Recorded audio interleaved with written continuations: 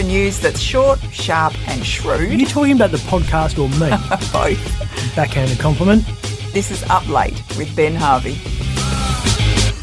How many budgets have you covered? Federal, Yeah. 15 or 20. Yeah. They're actually pretty much all the same, especially pre-election budgets. Always have a bit of fear-mongering. Tonight, as we gather, war rages in Europe. The global pandemic is not over. Devastating floods have battered our communities. We live in uncertain times. Josh Frydenberg's painting a world that's like Beyond Thunderdome. He's Mad Max. And Anthony Albanese and the ALP are these guys. Last year, the Treasurer had great expectations for the nation. This year, it's more, how great are we? We have overcome the biggest economic shock since the Great Depression. And you and I and everyone else should be grateful for it. Please, sir, I want some more. He says our recovery leads the world. No denying that. Better than the US, UK, Canada, France, Germany, Italy and Japan. But we can't be complacent. I have a cunning plan to solve the problem. Josh was very keen for us to understand that he is a man with a plan. A plan for the times. Our economic plan with a plan that backs Australians. This is a time to stick to our plan. A plan to buy some time so you can roll ScoMo in 2024, right, Josh? I love it when a plan comes together. It's not just Frydenberg and Hannibal that loves a plan. Australians want a plan, and our plan. Because if you don't have a plan, you won't have a stronger future. And in a pre-election budget, the promise of a stronger future is critical. Skilling Australians is part of our plan for a stronger future. Lower taxes for small business is part of our plan for a stronger future. Delivering our record infrastructure pipeline is a vital plan for a stronger future. And the last thing that every pre-election budget speech focuses on is Jobs. JobKeeper saved 700,000 jobs. Create new jobs. That creates more jobs. 10,000 jobs. 100,000 jobs. don't we all have jobs? Good point. He's banging on about the low unemployment rate. Tonight, I confirm to the House, unemployment is at 4%, the equal lowest in 48 years. There are now nearly 2 million Australians more in work today than when we came to government. Yeah, that's because you kicked all the foreign muck out of the country during COVID, Josh, and we only just let them back in. We have a historic opportunity to get young Australians into skilled, secured and well-paid jobs. Where are these people coming from? Dish pigs are earning $40 an hour at the moment. Even the Paxtons would be working. I'll wake up about 9 o'clock, look at the clock, think, why do I have to get out of bed? More women in work than ever before. More women getting abused than ever before. The government's exposed here and it knows it, so rightly is throwing the kitchen sink at the problem. With a new $1.3 billion package to end violence against women and children. Reckon Josh can deliver on his promises? Ending violence against women and children forever? No. It was a no Australian child will live in poverty overreach that will come back to haunt him.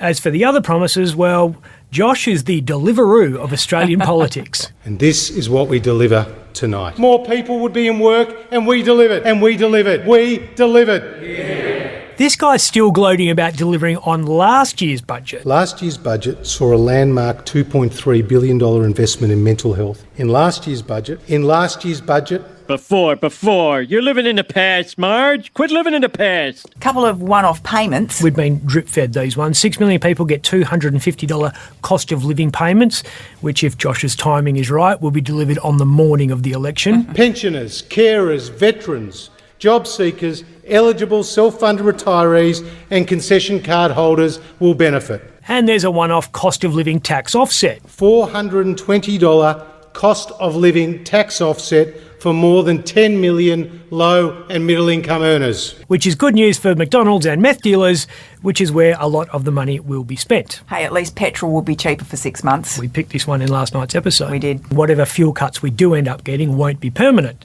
probably last 6 months. The reasoning being that 3 months would be seen to be too cynical because it would take it just past the election, but 12 months would cost way too much money. The fuel tax cut was the hero of the 2022 budget. They put it out there that it was going to be 10 cents or maybe 20 cents. It was actually 22 cents. A family with 2 cars who fill up once a week could save $30 a week or around $700 over the next 6 months. Add a couple of cents to what everyone expected, and the lead paragraph is suddenly better than expected rather than as expected. It's the best 2-cent investment you could ever make. The competition watchdog will monitor retailers to make sure that these savings are passed on in full. That would be the same competition watchdog That's been unable to stop us getting shafted by the fuel cycle. Yes, that one. The petrol promise is welcome because, as Josh said, too many are living lives of quiet desperation. there was the usual stuff about nation building. Nation building projects like the Melbourne to Brisbane Inland Rail. Tonight's budget includes new commitments to road and rail projects. The Metronet project in Western Australia. Whoa, did you ask to play with Mark's train set? There was no mention of arts and culture, but we've already nailed that. Take me to the April sun in Cuba. I can't remember the words. Very little mention of debt, and when he did, it was always in fractions and percentages. The deficit for 22-23 is expected to be $78 billion or 3.4% of GDP. Over the next 3 years, this will more than halve to 1.6%. Net debt as a share of our economy will peak at 33.1% at the 30th of June 2026. Fractions and percentages sounds better than a whole number when the whole number you're dealing with is $100 billion. $800 billion actually, which scarily is less than we thought it would be. There was a little bit about the environment. Our government is safeguarding Australia's unique environment for future generations, saving 10 million tonnes of recyclables from landfill every year by 2030. Too late for Christian Porter though. No longer are we exporting waste, we are recycling it here at home. Josh came perilously close to misleading the House when he talked about the government's climate change credentials. Australia is on the pathway to net zero emissions by 2050 and playing its part in responding to the critical global challenge of climate change. And he was very proud of our health system. Medicare is guaranteed. Bulk billing rates are at a record high. That's because we've all got COVID, Josh. He talked about how supply chain disruption meant self-reliance in industry was crucial, stressed that he was a friend of ma and pa businesses. We're also backing small businesses that are embracing the digital revolution. Have you used email before?